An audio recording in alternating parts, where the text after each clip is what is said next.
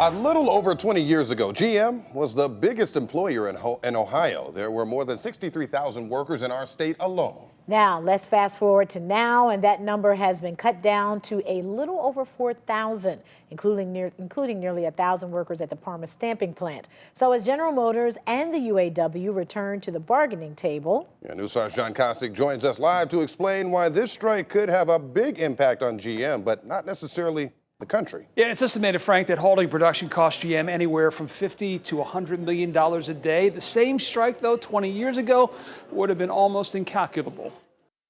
Workers at GM's Parma Metal Center have gone from processing 500 tons of steel a day to trying to process what the impact of this strike will be on them and their families. It is for them personal.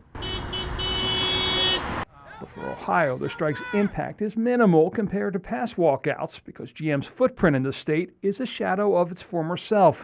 In 1995, General Motors literally drove the state's economy. It was by far the state's #1 employer with over 63,000 workers. Since then, they've seen a nearly 73% workforce reduction in the state, with figures released in May placing them all the way down to 72nd place among Ohio employers, with 4,600 workers. That's fewer by comparison to Case Western Reserve University, which came in at number 70. Still, every job, every worker has an impact, and that's especially true in Parma, where nearly a quarter of those remaining Ohio GM workers are employed. As you know, cities rely on income tax to be able to function and provide the services they do. So having been a top employer, not having that income tax come in, that keeps me up at night, and we're watchful on that. The UAW has had a reported 21 work stoppages at GM facilities since 1994. The last one impacting Parma was in 2007, and that only lasted 2 days. That's a time frame Parma's mayor would love to see this time. We hope that there's continuing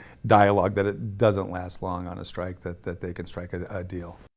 And those talks do continue, with Politico reporting this afternoon that sources have told them that the White House has gotten involved in the negotiations and was pushing for a deal that would involve the reopening of the Lordstown plant. Now, after that story was published, both GM and the White House denied any administration involvement in those negotiations. Live in the newsroom, John Kosick, News 5.